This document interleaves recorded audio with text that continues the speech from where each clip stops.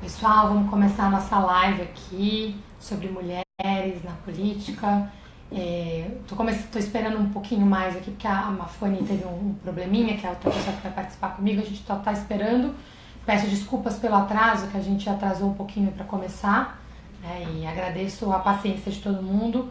A gente está fechando a Semana da Mulher. Essa semana é uma semana muito importante para a gente, em especial com todo o trabalho do Agora, que é mobilizar cada vez mais cidadãos para participarem do processo de transformação da política brasileira.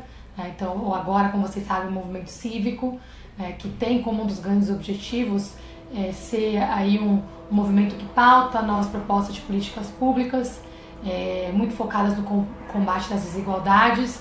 E uma das grandes desigualdades que a gente enfrenta é a desigualdade de gênero, né? Então, hoje aqui a gente tem é importante para a gente falar disso especialmente. Para quem não me conhece, eu sou Patrícia.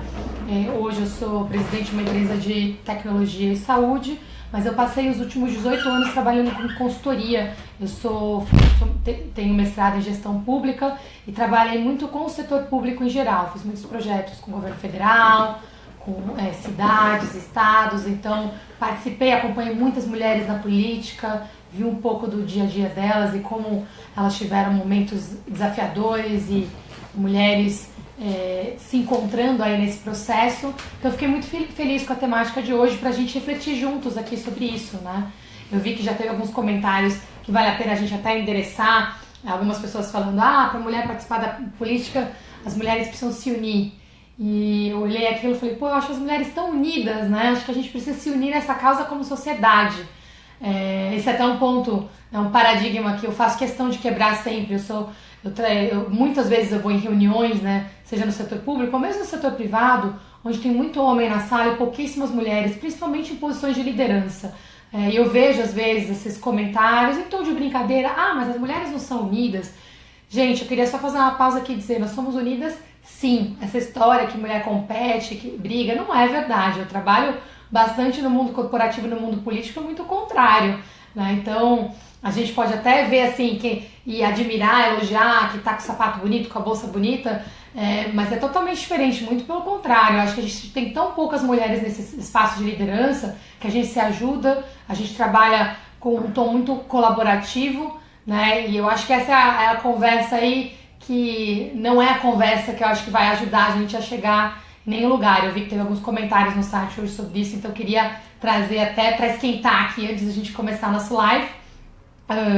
Mas agora eu vou começar até respeitando o tempo de vocês.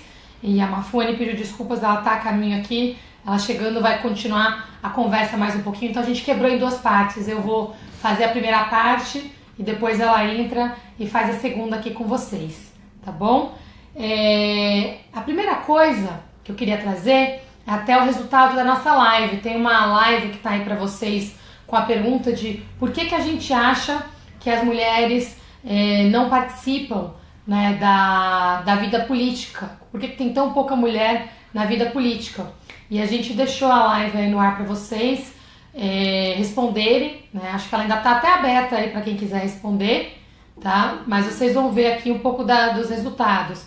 A gente tem aqui quais são as principais razões, né, das mulheres não entrarem na política. Estou checando aqui para ver como é que a gente está, mas por enquanto a gente está aqui com falta de apoio da sociedade e descrença com a política, aí como sendo as respostas com maior número de resultados.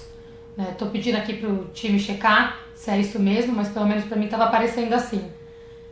É isso, gente? Acho que era falta de apoio da sociedade e descrença com a política. Já encerrou. Tá bom, já parou. Já tive aqui a informação que encerrou, mas os dois mais votados foram de fato esses dois. Falta de apoio da sociedade e descrença com a política. E aí, o que vocês acham? Quem está aí com a gente hoje, o que vocês acham disso? Né? E qual que é a visão de vocês sobre a presença da mulher na política? E como é que a gente pode fazer aí para mudar esse cenário? Das mulheres não entrarem na política, tô checando aqui para ver como é que desculpa que eu liguei aqui o meu, tô tentando desligar agora. Falta de apoio da sociedade. Fui ver o resultado e liguei o meu sem querer. Aí como sendo as respostas com maior número de resultados. Nossa, não tá desligando. Tô pedindo aqui pro time checar Desliguei. Pronto, e aí, vamos lá. O que vocês acham dos nossos resultados? Falta de apoio e descrença da política. Descrença na política. Essa que eu acho que vai... Se vocês puderem colocar os comentários de vocês aí no movimento, a gente tem um espaço para falar um pouquinho disso na live. E ali embaixo tem espaço para comentários, perguntas, sugestões, tá? Eu vou começar a falar dessa questão da falta de apoio da sociedade, enquanto vocês estão comentando aí também, porque uma coisa que até a gente como movimento está tentando mudar, né? Para ter mais mulheres na política, mais pais, né, na política. A gente viu que no agora tem uma concentração muito grande de pessoas com filhos pequenos. Acabou acontecendo de muitos de nós que estamos querendo nos engajar no processo político, de estarmos ali naquela fase de ter filhos entre recém-nascidos até os 10 anos de idade. E a gente marca muita reunião na sexta-feira e algumas do sábado também para encaixar na vida, né, que tá todo mundo trabalhando, batalhando, aí acaba encaixando e tendo reuniões na sexta-feira e no sábado.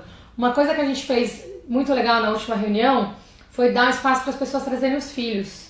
E a gente viu que foi muito legal porque aumentou o quórum de mulheres, aumentou o quórum de mães e teve muitos pais também que foram levar os filhos. Mas a gente estava muito preocupada com essa questão da presença das mulheres. A gente tem bastante mulheres no agora, mas a gente estava tendo mais falta de mulheres nas reuniões do que de homens, né? E a gente começou a ver o que a gente poderia fazer de diferente. Então isso foi uma coisa de um apoio simples, uma coisa pequena assim pra gente fazer, né, na nossa realidade, que nem se compara com os desafios que a gente vai ter na política, mas que deu um resultado pra gente nesse processo. Sobre a questão também de falta de apoio da sociedade, ainda no mesmo tema, eu penso, assim, olhando no meu caso especificamente, eu não sou política, mas eu trabalho muito com gestão pública, dou aula de gestão pública e consultoria em gestão pública por muito tempo. Então eu convivo muito nesses ambientes políticos. E pode ser altamente inibidor você chegar numa reunião e ter assim 20 homens na sala. E isso não acontece uma ou duas vezes a cada 6 meses.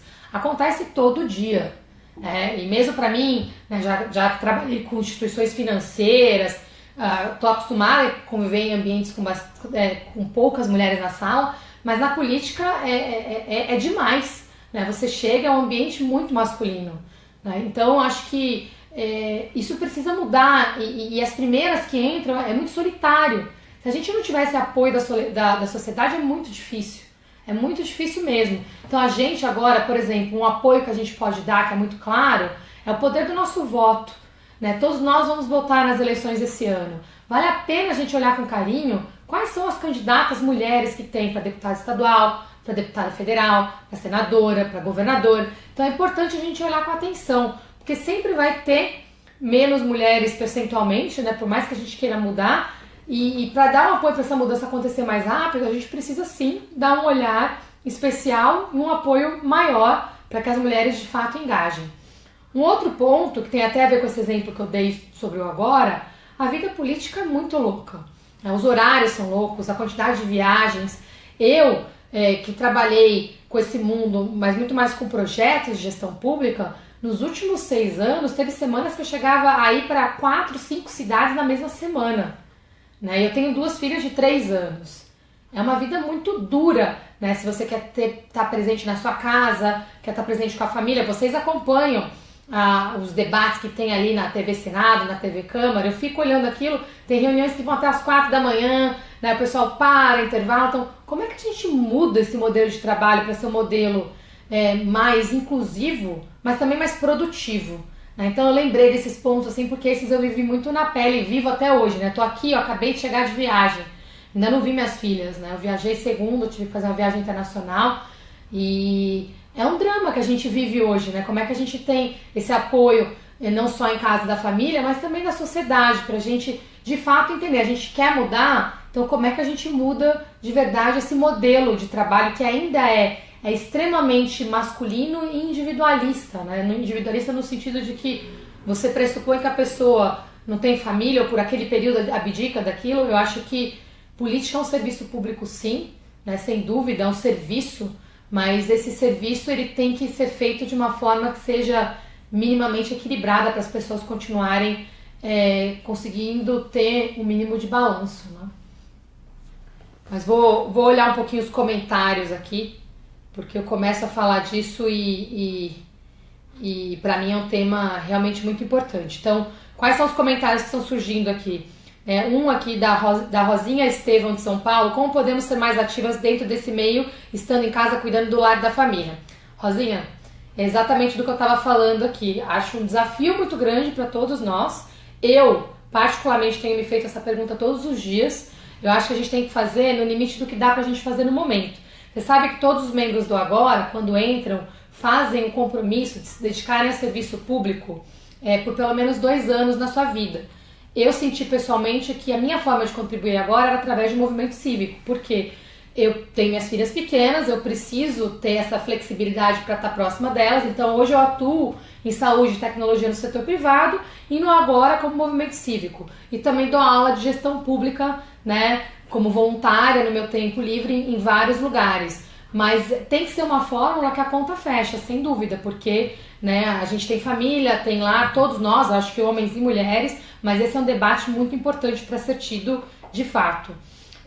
A Rô Machado: oi Rô Machado, tudo bem? A gente se encontrou em vários eventos, você tem sido uma super apoiadora do Agora, né? Você colocou aqui: tem uma grande preocupação sendo eleita, como conseguir aprovar projetos sem se envolver com a corrupção? Acho que esse tema é super importante e eu acho que é um medo que todos nós temos. Isso vale para a mulher sem dúvida, mas para todos os homens também. Eu acho que é por isso que a renovação política não é um trabalho de uma pessoa sozinha, não pode ser um mártir lá que vai resolver tudo, porque o sistema tem que mudar. E para o sistema mudar, ele muda dentro e ele muda fora. E nós, como sociedade, precisamos colocar pressão para que corrupção seja uma coisa inaceitável. E aí volta o papel dos movimentos também, né? A gente tem que colocar essa pressão e eu acho que essa é uma chave que está virando e que a gente tem que garantir que ela vire mais rápido. Acho que a gente, como sociedade, aqui de novo pode apoiar muito esse processo.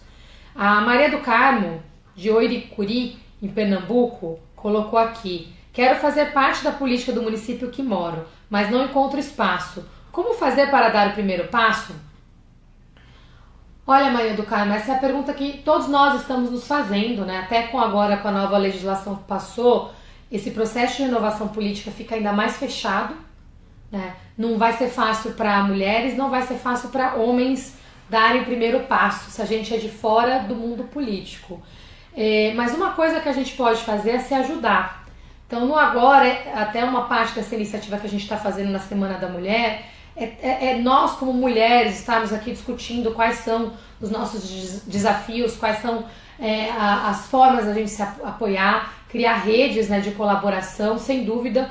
Uma coisa que eu tenho feito muito, e eu fiz durante minha carreira inteira, porque eu acho que para a mulher não é um desafio entrar só na política, né? Cargos de liderança executiva, seja na política, no setor privado, no setor social, são muito difíceis para mulheres. Você acompanha, tem setores que são bem interessantes. Se você até pegar um exemplo, setor privado, bens de consumo, na entrada da carreira tem muita mulher, até mais de 50% em algumas áreas.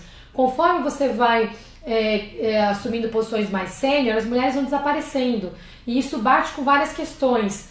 Maternidade, a questão da competição, que é uma forma muito masculina de lidar com o mundo, né, com a vida profissional. Então tem várias questões que acabam fazendo a gente sair do mundo político e do mundo de liderança, eu diria. Uma coisa que eu tenho feito e que tem me ajudado muito é ter mentores. Mentores mulheres e mentores homens, assim, para discutir exatamente essas coisas em momentos diferentes da vida, né? Então, por exemplo, quando as minhas filhas nasceram, eu tive gêmeas. E para mim, voltar de licença maternidade, eu consegui estar numa empresa que me deu 6 meses, mas voltar com elas assim, gêmeas, nascendo prematuras, super pequenininhas, falei: agora, desisto da minha carreira, abandono tudo, vou continuar. E eu geria equipes, viajando. Então eu tive uma conversa muito franca com pessoas da minha empresa que me ajudaram a voltar em tempo parcial. E eu voltei, primeiro trabalhando 60% do tempo, 3 dias por semana, depois eu voltei para 4 e fui aumentando gradualmente. Isso fez muita diferença para mim. Então eu acho que assim, ter esses mentores que criam esses espaços é muito importante. Então quando a gente fala de mulher na política, para a mulher entrar na política, aí voltando ao comentário do início, não são só as mulheres que têm que se unir. a sociedade tem que se unir ao redor dessa causa e os homens precisam apoiar muito para que esse processo aconteça de verdade mesmo. Depois eu tenho aqui a Rosinha Estevão de Mauá, de São Paulo, com outro comentário também. Ela falou o seguinte: aqui em Mauá quase não tem mulher na política. Vejo os homens dominando esse cenário e como mulher sinto que sou minoria quando quero falar sobre política. Rosinha, eu concordo com você. Eu acho que isso acontece, infelizmente não é o caso só de Mauá. Eu falei pra vocês, toda vez que eu vou pra Brasília eu fico impressionada. As salas estão sempre repletas de homens, não tem jeito. Quando eu vou aqui também trabalhar em gestão municipal, Brasil inteiro, Nordeste, eu já fiz trabalhos Fortaleza, Salvador, Rio de Janeiro, São Paulo, todo lugar a gente acaba vendo isso acontecendo. E nas estatísticas a gente vê cargos eletivos e cargos executivos, não tem nenhum caso que você passa de mais de 20% de mulheres, ali, em torno de 20 mulheres, né? Ocupando 20% de mulheres ocupando esses cargos. Então, sim, isso é uma grande questão. A gente precisa mudar isso juntos. Agora, para a gente começar a participar e para a gente perder essa sensação de ser minoria, a gente tem que começar esse debate entre a gente, né? E levar isso para as mesas. Mesmo, às vezes vai acontecer, muitas vezes vai acontecer nessa transição da gente ser a única mulher ali na mesa, mas a gente precisa ter coragem de se colocar também. E eu acho que uma das minhas grandes inspirações quando a gente criou Agora, né, eu, a Ilona e o Leandro, cada um de nós tinha um ponto que era muito importante.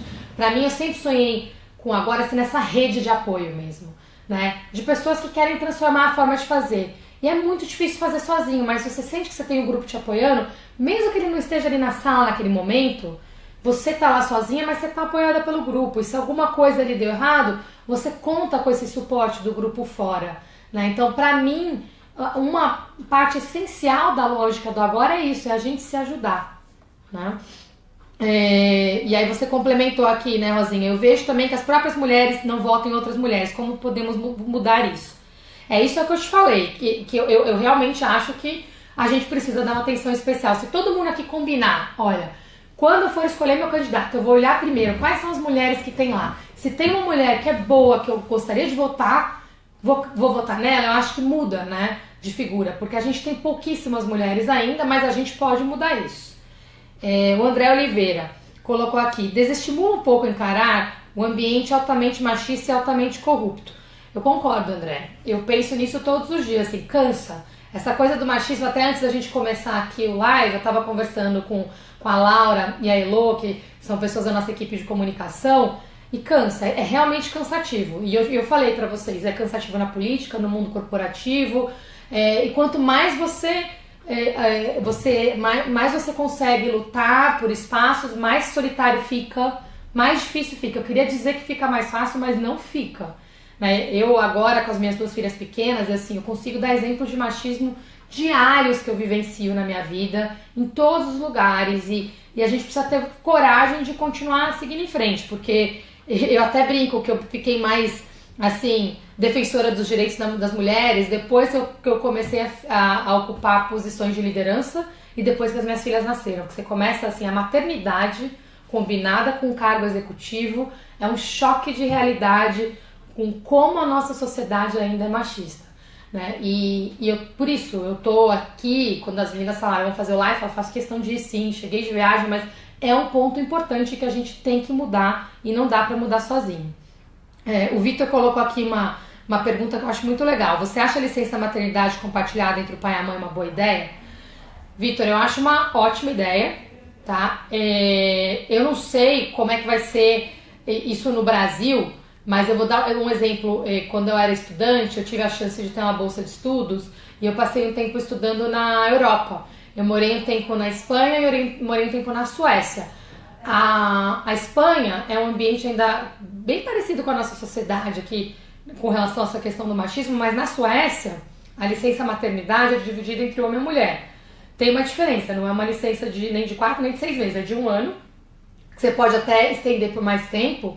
E a divisão é assim: o homem é obrigado a tirar no mínimo 1 mês e a mulher é obrigada a tirar no mínimo 3 meses dessa licença. O resto eles dividem como eles querem.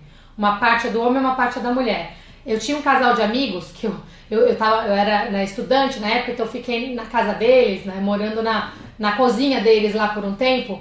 E eles tinham acabado de ter filhos. E foi muito bonito ver como é que era a interação entre eles, né? Ela ficou de licença 3 meses. Depois ela voltou pro trabalho. Ele ficou, eu não lembro se foi 2 meses. Depois voltou pro trabalho. Aí ela voltou a ficar de licença e eles foram se intercalando, né? Mas isso exige um nível de maturidade, assim, do homem e da mulher, da sociedade, das organizações, nada trivial. Então, acho sim que tem que acontecer. Acho que faz uma mega diferença porque ela não ficou longe do trabalho tanto tempo, eles dividiram essa responsabilidade. E uma coisa muito legal de ver foi como eles dividiram as responsabilidades dentro de casa. Era impressionante, assim, quem ficava fazia tudo, né? E não tem essa, a babá faz, é igual a gente aqui no Brasil, né? Porque tem essa outra coisa aqui, né? Quando a gente consegue ter um pouco mais de liberdade entre a avó, tio, babá, eles não, eles tocavam tudo sozinhos e com esse apoio do Estado, que eu achei uma dinâmica muito especial e muito diferente da nossa. A Mônica Turcatel Alves, aqui de Cascavel, no Paraná, falou o seguinte: a pessoa, depois de eleita, que não entra no jogo, fica em um limbo. Não tem força para fazer nada, projetos e nem aprová-los. Exatamente por isso, obrigatoriamente deve ter apoio de fora dos eleitores. Temos que ficar de fora dos eleitores, temos que ficar atentos e sermos fiscais. Mônica, concordo 100% com você. A gente tem que ficar atento e dar esse apoio, sim. Outra coisa que é uma dica, eu tenho percebido muito da liderança feminina, e eu vejo assim, quando eu falo liderança feminina, não é só mulher, tá? Dá pra ter liderança feminina sendo homem também. A liderança feminina, ela tem uma visão muito sistêmica e muito de colaboração. Uma coisa que dá pra fazer pra quebrar um pouco essa falta de colaboração, de ficar no limbo, de perder no jogo político, é sair desse jogo da competição e mostrar a foto completa. Eu tenho feito muitos trabalhos assim, até meus trabalhos pro bono, hoje eu faço parte do Conselho de Desenvolvimento Econômico e Social do Governo Federal. Estou lançando um relatório semana que vem de competitividade do Brasil, que eu fui facilitadora do processo com o Fórum Econômico Mundial, o Ministério da Indústria e Comércio e vários outros órgãos do governo brasileiro. E o que ajuda na hora que a gente está lá? Sempre cada um tem suas visões do mundo, tem a atenção acontecendo, mas se você traz as evidências, os fatos na frente das pessoas, é muito difícil eles dizerem que aquilo não é verdade. Então tem uma forma diferente de fazer que eu acho que a gente pode agregar, que nos protege, que é mostrar a verdade. Eu acho que esse compromisso com a verdade e com a foto do todo, focar em dados e evidências, muda muito esse jogo político. Não é fácil fazer, concordo com você que é muito mais viável fazer isso com o apoio da sociedade, mas eu sou muito otimista, porque eu já vi o resultado e as mesmas pessoas que do outro lado ali se comportariam de outro jeito, mudam o comportamento quando eles veem o que está acontecendo ali dentro da sala. E isso, assim, eu me considero muito privilegiada esses últimos 7 anos que eu trabalhei muito com o governo, eu passei muito tempo lá dentro. Eu lembro que quando teve a força-tarefa do Zika, a organização que eu estava ofereceu um projeto pro bono, assim, para ajudar, né, a fazer a análise, mandar kits diagnósticos, fazer uma parte analítica do que estava acontecendo com a informação, onde é que estava a incidência de Zika, quem precisava de mais ajuda, né? E foi muito legal fazer esse trabalho com essa visão mais sistêmica, né? Mas eu vi sim, assim, o desafio e como é difícil se manter firme no foco. Eu concordo que a corrupção é um problemão, a competição também mas sabe que em alguns casos tem uma outra questão. Às vezes as pessoas não sabem, não porque elas não querem, mas porque elas não sabem. Por isso que os dados e as evidências ajudam muito. E esse caso da força-tarefa do Zika, eu lembro que foi um caso muito interessante. A gente estava discutindo como é que é distribuir os kits diagnósticos para o Brasil. E eu percebi que eles estavam mandando quantidades iguais para o Brasil inteiro, sendo que tinha estados que precisavam muito, né? E aí o pessoal falou, mas a gente está respeitando um princípio do SUS que é a equidade. E aí a gente teve uma discussão muito legal sobre o que equidade é.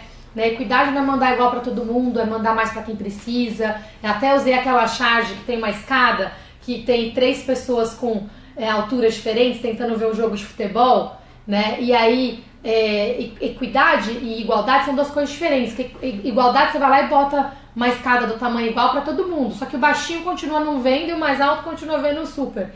A equidade, você coloca os degraus de acordo com o que cada um precisa, né? Então eu lembro que foi um debate muito bonito, com base em análise. Eu tô contando essa história, mas assim, tinha muita análise, relatórios, e a gente chegou numa decisão super diferente, né? Eu vou fazer uma pausa, porque na nossa segunda... por favor, Mafane, chega. Ah, tá bom, desculpa. A Mafane chegou, ela tá amamentando, gente, ela já vai entrar, tá? Temos aqui nossa outra mãe, uma mãe que vai embora pra casa já cuidar das pequenas, e a Mafane chegando aqui com a pequena dela que tá mamando. Então vamos lá. Outra pergunta do Ademar, que o Ademar falou: você é a favor da cota feminina nos partidos? Ademar, essa questão das cotas é muito importante, né? Eu acho que essa discussão de cotas a gente tem que tomar cuidado para não ser binária, você é a favor ou contra. Cotas não são uma coisa natural, né? Porque elas precisam existir para corrigir erros, né? E promover uma transição para um modelo mais equânime. Então, com a situação que a gente tem hoje, se a gente não tiver ali uma meta do mínimo que a gente precisa ter de liderança feminina, negra, por classe social, nada vai mudar, gente. Né? Agora, a forma de impor esse modelo, essa meta, ela pode variar. Eu só acho que a gente tem que tomar um cuidado para não polarizar essa discussão. Quem é a favor de cota está do lado direito, quem é contra a cota do lado esquerdo ou ao contrário, né? Não é isso. Eu acho que a discussão é para que a gente precisa de cota, né? Qual que é o resultado que a gente quer alcançar e como a cota pode ajudar a gente a alcançar esse resultado. Porque não dá também, o que eu percebi, a gente tem um caso complexo nessa cota dos partidos em especial, né, que eu vi o número do ano passado, eu não tenho eles agora de cabeça, mas a ordem de grandeza, se eu não me engano, tiveram 19 mil candidatas mulheres nos partidos dentro desse regime para as eleições municipais. Eu vou checar o número, tá, gente? Era entre 17 e 19 mil, e disso quase tudo eram o que eles chamam de candidaturas laranja, que era, vamos botar a mulher ali para cumprir a cota, mas na verdade não tinha candidatas de fato concorrendo, com verba para concorrer, para serem eleitos, então aí não dá, né? Cota para inglês ver, aí não funciona. Então o ponto é esse, eu sou a favor da gente corrigir essas desigualdades que a gente tem, eu sou a favor da gente corrigir essa desigualdade histórica de gênero que a gente tem. E como fazer isso, a gente tem que implementar medidas, sim, de transição para que isso se viabilize. A Isabela falou o seguinte aqui do Rio de Janeiro: acabei de chegar da cidade do México e o logo da cidade, os táxis, a lixeira, é tudo rosa. Paty, você sabe o motivo? Boa pergunta, eu não sei, gente, eu vou checar isso, que interessante. Mas eu vou ver, eu tenho alguns amigos que trabalham no governo do México, eu vou perguntar. Nunca tinha reparado isso. Talvez seja porque eu não gosto de rosa. Quando eu olho rosa, eu apago da minha cabeça. Mas eu não tenho nada rosa. Mas eu vou verificar. Uma boa pergunta. Não sei. Não sei se teve lá o Outubro Rosa. Não sei que época que você foi, Isabela. Mas boa pergunta aí pra gente. Fica aí a sugestão pra gente verificar. Graciela Nascimento. Veja a atuação em políticas públicas como um grupo fechado. A oportunidade de apresentar inovações e projetos são reduzidas para quem não faz parte desses grupos assiduamente. Graciana, concordo com você. Acho esse ponto super importante. Isso transcende a questão da mulher. A falta de informação. Algumas coisas são fechadas porque as pessoas não querem que outras pessoas entrem. Algumas são fechadas porque as pessoas não sabem divulgar o que está acontecendo. Esse relatório que eu falei de competitividade, que a gente está lançando semana que vem, eu segui uma abordagem muito diferente dos trabalhos que eu fazia. Muitos dos trabalhos que eu fiz com o governo eram focados em gerar novos conteúdos. Eu peguei o que eu aprendi nesses últimos anos trabalhando lá em Brasília e fui atrás dos núcleos de excelência dentro do governo que estavam fazendo trabalhos nesse tema. E pedi para eles participarem da Força Tarefa. O relatório ficou muito legal porque ele é um compilado de coisas que estão acontecendo e que precisam de apoio para continuar acontecendo, independente dessas mudanças que a gente tem de contexto político. Porque tem uma coisa também que a gente não conhece, que apesar das cadeiras políticas girarem muito, tem uma estabilidade no corpo executivo no governo brasileiro. Né? As pessoas ficam lá, muda governo, e não tem essa de esquerda, direita. Tem muita gente muito boa nesses espaços. Só que a comunicação não existe, então é difícil a gente entrar e participar, é difícil contar a história, então eu acho que tem muito trabalho de comunicação e de mostrar também, aqui eu preciso de gente e chamar as pessoas para participar, porque tem muitos fóruns que dá pra gente participar e a gente nem sabe que eles existem. Então eu concordo com você nesses 3 ângulos. Um tem que criar mais fóruns, sim. O outro tem que abrir mais, sim. E o terceiro que é vamos comunicar o que já tem pra gente saber se encontrar e saber onde a gente pode contribuir. Vamos ver aqui. A Mafuane está se juntando a gente. Então, ó, a gente está fazendo a dança das cadeiras hoje no espírito mais democrático, feminino possível, porque eu voltei de viagem, minhas filhas têm 3 anos, eu prometi que eu ia dar banho nelas hoje quando eu voltasse, então eu tenho que ir embora. Mas a Mafone chegou, ela já amamentou a dela aqui e vai poder ficar com vocês hoje. Então, a gente veio viver na prática, a gente não foi combinado, foi coincidência, ela teve imprevisto. Mas assim, eu brinquei com as meninas, falei, gente, dando 6 horas eu tenho que ir embora, porque se tem uma reunião que eu não posso chegar atrasada com as minhas filhas, principalmente quando eu combino horário com elas. Então hoje eu combinei, eu peço desculpas pra vocês, eu vou dar o jantar e dar banho, então hoje eu tenho que estar em casa.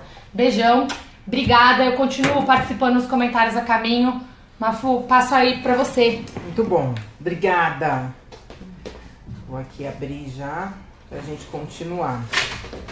Tava aqui acompanhando também, gente, as perguntas, as colocações de vocês. Então vamos dar seguimento aí ao nosso encontro.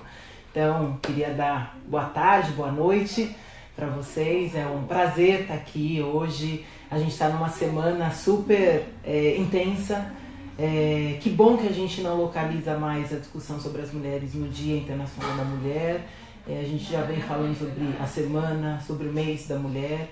E o nosso desejo é que essa pauta entre no dia a dia das nossas conversas, das nossas relações, e que a gente não escolha um determinado momento.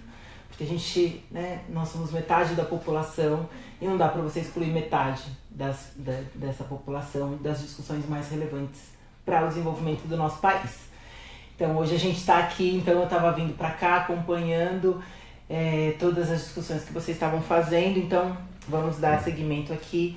E aí, se você quiser, você me ajuda com as perguntas, tá? Bom, eu queria só voltar à pergunta que o Ademar tinha feito, e porque eu acho que a Patrícia trouxe dados importantes e eu queria só ressaltar mesmo essa discussão. Quando a gente fala sobre as cotas, normalmente a gente vai para essa discussão que é a discussão polarizada, se a gente é a favor e a gente é contra. E talvez a reflexão que a gente possa fazer é devolver isso com uma outra pergunta. Existe uma outra possibilidade que faça com que a gente chegue nesse mundo de igualdade de oportunidades? Se existe um grupo que é discriminado e que tem menos oportunidades, existe outra forma que não as cotas para garantir que isso aconteça hoje? Porque uma coisa é a gente falar, não, vamos começar a pensar nisso para formar melhor as nossas crianças e pensar na educação, e aí lá na frente a gente vai ver essa mudança acontecer, é verdade. Então a gente está falando que se a gente começasse hoje com as ações afirmativas e não só pensando num processo de educação, a gente já está falando de 80 anos para a gente promover a igualdade. Sem as ações afirmativas, a gente dobra ou triplica o tempo onde a gente vai garantir esse processo. A mudança, ela é uma mudança lenta. A gente tem que lembrar que, por exemplo, o país tem 500 anos, 400 anos de escravidão, há 100 anos a gente fala sobre isso, e a gente ainda não está longe, infinitamente longe, de pensar a igualdade entre brancos e negros. Então, a gente tem que lembrar de devolver as perguntas, quando chegam essas perguntas pra gente, que tá nessa luta, que acredita que a igualdade entre homens e mulheres ela é necessária, pra gente pensar, devolver essa pergunta com uma outra pergunta, né? E aí, a Cristina, tava falando até da questão das cotas, e aí ela trouxe a Cristina do Rio de Janeiro. Concordo com as cotas, mas como impedir que os partidos usem as mulheres como laranja? Pois acho que a gente não consegue impedir os partidos, né? Quando a gente está falando dos partidos, a gente está falando de quem é a liderança. E quando a gente está falando da liderança, a gente está falando de acesso ao poder. E quando a gente está falando de acesso ao poder, a gente precisa pensar quem são essas pessoas que estão nesses lugares. Então, a gente não vai impedir que os partidos tenham as laranjas, mas a gente pode pensar formas, e por isso as ações afirmativas são tão importantes, de garantir que mais mulheres estejam nesses cargos de poder e que a gente tenha um processo de construção que leve em consideração que a gente tem, na verdade, 4 níveis importantes de trabalho a ser feito. Um nível é o que eu chamo dos eventos. Então, as mulheres já estão fora da política. Como é que a gente garante que elas entrem na política? Então, assim, o evento é esse. As mulheres estão fora. Isso acontece sempre do mesmo jeito, como você disse, os partidos estão aí e os partidos colocam as mulheres nesse lugar, existe um padrão de comportamento, que é o que a gente fala que está abaixo da linha do iceberg, que é o primeiro nível de profundidade.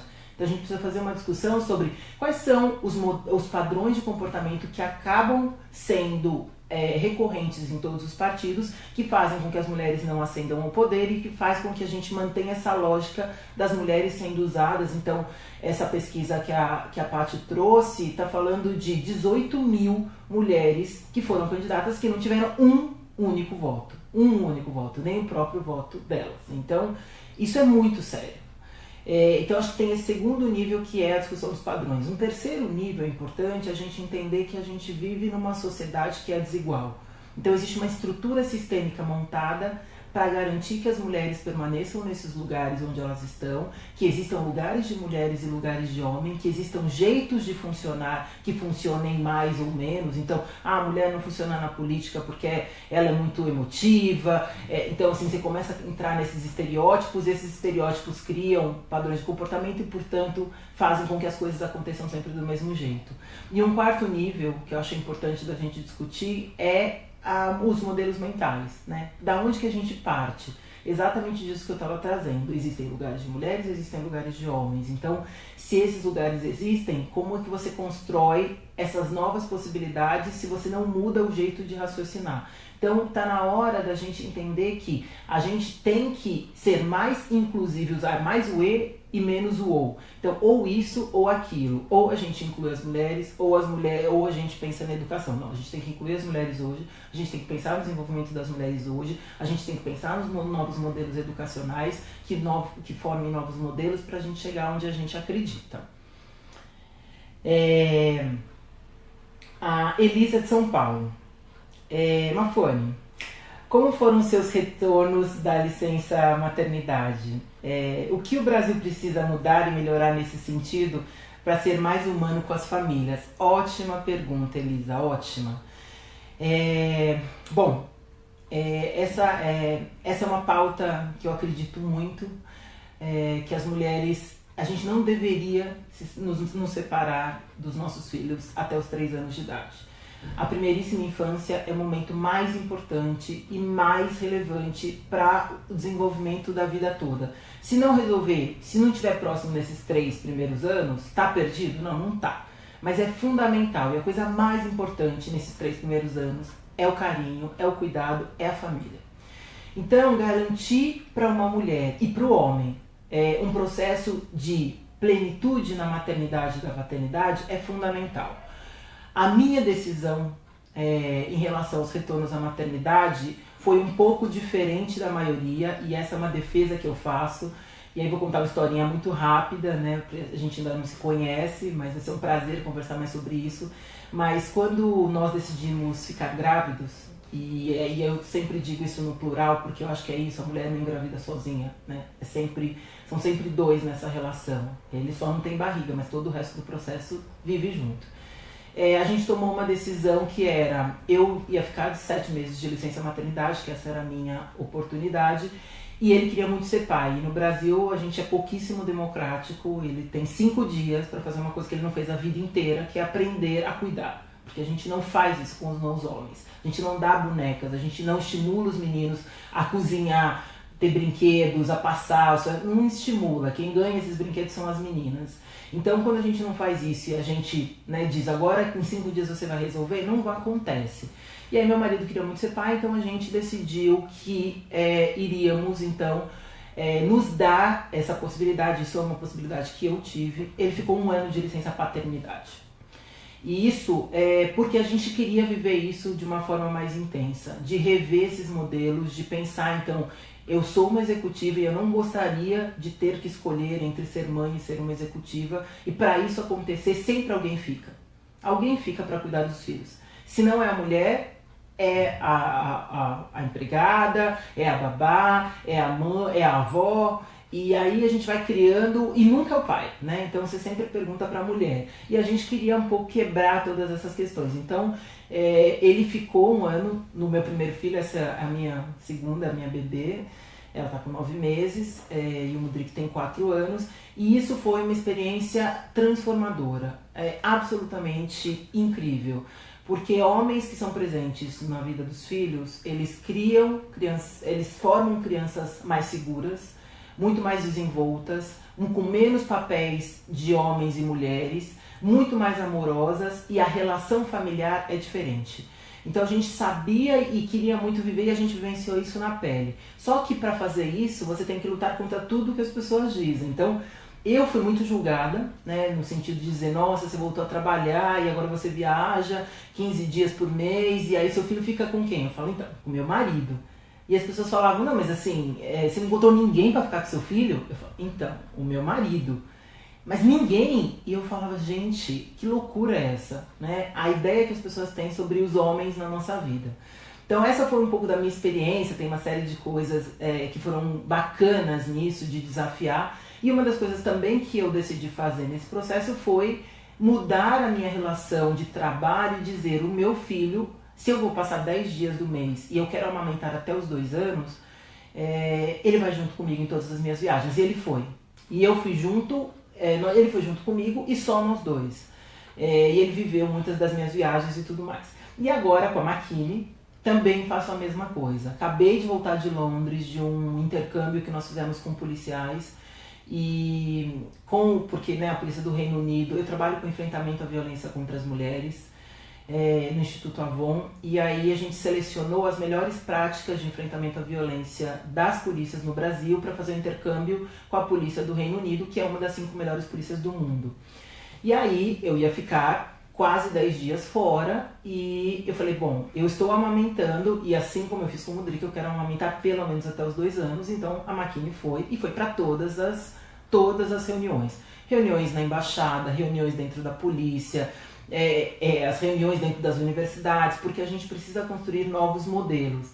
E aí uma coisa interessante, eu faço parte do Conselhão, né, o grande conselho da presidência. E na semana que vem a gente tem uma reunião, e aí mandei um e-mail para a presidência dizendo, então, qual que é a orientação para a entrada de bebês, já achando que ia ter questões com relação a isso. Para minha surpresa, eu recebi um e-mail dizendo, não há nenhum problema e o seu bebê é muito bem-vindo na reunião com o presidente. Então eu acho que quando você começa a fazer essas provocações, as coisas também vão mudando. E óbvio que eu sou a minoria da minoria, mas grandes poderes trazem grandes responsabilidades. A minha possibilidade de fazer isso é a possibilidade de que outras mulheres possam fazer. Então eu faço isso como um ato político para garantir que outras mulheres façam. Vamos lá. A Rosinha disse aqui de Mauá. A Rosinha tá aqui super participativa. Tô adorando, viu, Rosinha? Tava vendo suas perguntas anteriores, tô achando o máximo. Quero fazer parte desse grande momento de renovação política no Brasil. Ótimo. Como mulher, qual o primeiro passo para entrar na política? O que eu te diria? Estou nesse processo assim como você, de pensar quais são as melhores formas. O caminho que eu escolhi foi... É super importante que você entenda de verdade o que é a política do lado de dentro. Então, se envolver com os movimentos, como esses movimentos de renovação política é um caminho, entrar dentro dos partidos e entender como essa lógica funciona, porque às vezes, e muitas vezes, a gente entra num processo de acusação, de dizer que não funcionam, os partidos não funcionam. É verdade, muitas coisas nos partidos não funcionam, mas muitas coisas dentro das empresas não funcionam, muitas coisas dentro das organizações não funcionam, muitas coisas dentro dos governos não funcionam. Então, se a gente for no copo meio vazio, a gente nunca vai ver as possibilidades de transformação. E tem muita coisa bacana acontecendo. Então, em todas as esferas, nas esferas das empresas, dos governos, da sociedade civil se renovando e se revendo como um papel. Então, lembrar que a sociedade civil é a responsável por garantir todo o capital social que a gente tem, todo o desenvolvimento. Então, não tem como a gente ficar fora. Então, acho que o primeiro passo é entender a política de dentro. A partir daí, entender que lugar você quer ocupar nessa política. Porque você não precisa começar sendo candidata. Eu acho fundamental que você chegue lá, porque a gente precisa de mulheres comprometidas como você para ocupar esses lugares. É isso que a gente quer. Me perguntaram ontem, no dia 8, eu estava num evento, me perguntaram que Brasil eu quero para 2030. E aí o Brasil que eu acredito, daqui a 3 eleições, é que a gente dobre o número de mulheres, no mínimo a gente dobre o número de mulheres dentro dos cargos que a gente tem, tanto do executivo quanto do legislativo. Ah, isso é pouco? Pode ser que seja pouco, mas a gente está falando de um salto que talvez seja pouco olhando em número, mas é o que vai possibilitar que a gente dê o segundo salto. Tem uma teoria econômica que diz que se você conseguir fazer que 2,5% de uma determinada população absorva concretamente aquilo que você está querendo trazer, que seja a igualdade de gêneros, que seja o fim do racismo, o tempo que você demorou para esses 2,5% serem convencidos e acreditarem nisso é o dobro do tempo que vai te levar para 50% das pessoas acreditarem naquilo. Então, se eu demorar 10 anos para que 2,5% da população entenda que as mulheres têm que estar e a gente vai lutar para isso, eu vou demorar mais 5 anos para que 50% da população ache a mesma coisa e, portanto, eu vou estar muito mais próximo do 100%. Então, a gente tem que entender que os movimentos, eles nascem desse pequeno grupo que está muito consciente do seu papel e muito focado nessa transformação, tá?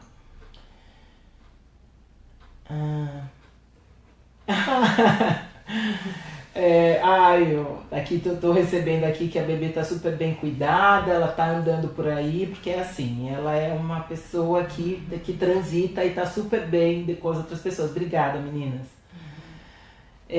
Dayana, trabalho na região metropolitana do Rio de Janeiro e vejo que as mulheres têm dificuldade ainda maior nas áreas de subúrbio e periferias, onde o número de violências são alarmantes. As redes de suporte são raras ou não chegam nessas áreas. Como você avalia esse desafio de mobilizar e promover a entrada de mulheres na política nessas áreas? Olha, Dayana, eu acho que, na verdade, acho que o grande desafio nem... É complexa essa sua pergunta, muito boa. Porque, na verdade, a minha tese é de que não é difícil de você mobilizar. A grande dificuldade que a gente tem é de garantir o suporte necessário para esse processo acontecer. Muitas vezes, quando a gente entra na política, e eu acho que a sua pergunta ela se relaciona muito com a pergunta da Rosinha, é que a gente entra sem saber exatamente o que é, sem ter noção do que é. Então a gente pensa a transformação, mas a gente não está muito dentro disso. Então, acho que o grande desafio é a gente encontrar o jeito certo de mobilizar essas mulheres e garantir o suporte necessário para que isso aconteça.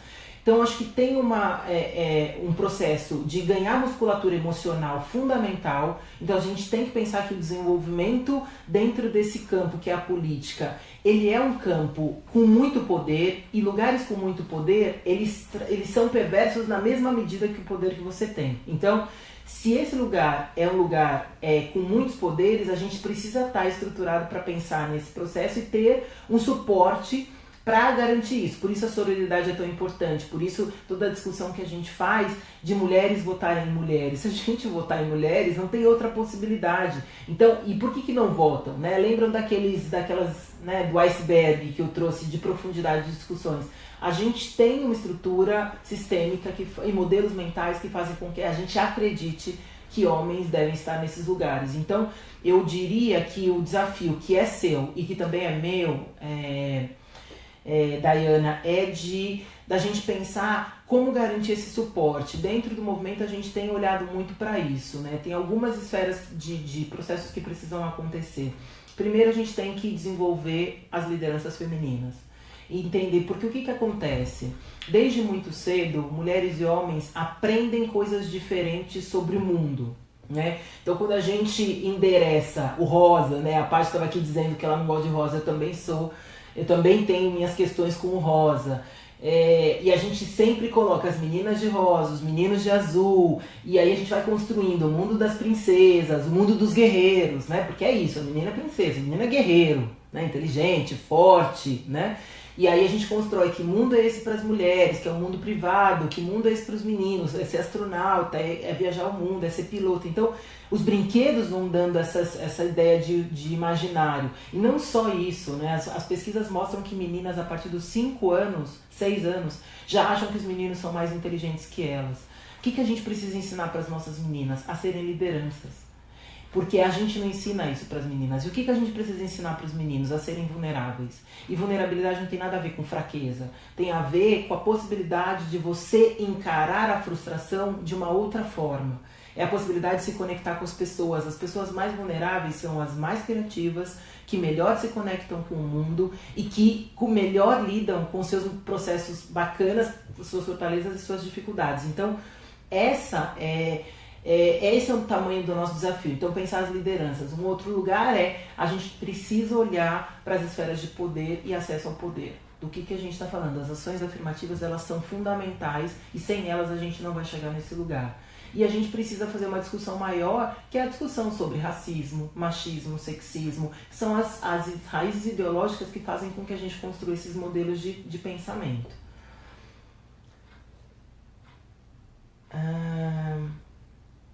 Acho que é isso. Não sei se tem mais. Acho que é essa questão aqui. Já estão me dizendo que o tempo acabou.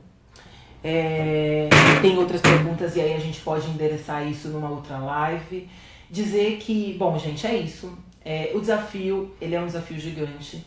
E ele é um desafio de todos e de todas nós. Juntos e juntas, a gente vai fazer com que 1 mais 1 dê 3. Essa é a matemática mais importante da gente fazer acontecer. E o que é importante é entender qual é o papel de cada um nessa história. Então, se nós temos a possibilidade de alavancar novas lideranças, a gente tem que fazer isso. A gente tem que ter a responsabilidade. Eu sempre trago uma reflexão que a gente normalmente, quando faz uma discussão de como que a gente amplia a inclusão, e é sempre um desafio, eu fico sempre pensando assim, por que quem está no poder hoje, e aí lê-se homens brancos de classe alta, vão ceder o lugar para mulheres, negros, pessoas da periferia, pobres. Não vão. Esse não é um lugar que vai ser dado porque as pessoas vão um dia acordar e falar, não, agora vamos buscar esse processo. Mas o que eu tenho percebido, e eu tenho feito muita discussão, é sobre empatia, né? Normalmente a gente fala que empatia é a nossa capacidade de se colocar no lugar do outro, mas na verdade não é isso. Empatia é entender como é que o nosso lugar impacta o lugar do outro e como esse impacto pode ser positivo. E aí vou dar um exemplo de como isso funciona, né? Quando eu tenho que ensinar o meu filho mais velho, acho que ele não pode bater numa criança, ele é muito forte, ele é alto, porque eu sou alto e meu marido também. Então eu não posso dizer pra ele, não bata nele porque ele é pequeno. Eu preciso dizer pra ele, você é forte, você é alto, a sua força machuca a outra criança, então você não pode bater nele. A responsabilidade de ser grande é dele, não é culpa do outro ser pequeno. E é disso que a gente está falando quando a gente fala sobre mulheres da política. A responsabilidade de colocar as mulheres lá não é só das mulheres, é de todos nós. E os homens precisam entender que quando as mulheres entrarem na política, todos nós vamos ganhar. E é isso que é entender. Se eu sou homem e sou branco e sou de classe alta, eu preciso entender que eu tenho um lugar. Se eu sou homem, eu tenho um lugar de privilégio. Se eu sou branco, eu tenho um lugar de privilégio num país que é racista e machista. Então, esses lugares, eles precisam nos dar as responsabilidades. E a gente precisa falar dos homens para que eles conversem com outros homens e para que a gente construa aí alguns valores que façam com que a gente mude os comportamentos. Eu não sento numa mesa se não tiver uma mulher. Eu não sento para discutir se a gente não tiver equidade de gênero e equidade de raça. Esses valores precisam estar intrínsecos naquelas pessoas que de verdade acreditam na transformação. Então vamos junto. Acho que essa é a ideia. O movimento tem que ser agora. E é para isso que a gente está aqui. Então, gente, muito obrigada pela participação de todos e todas vocês. E a gente segue juntas e juntos nessa luta.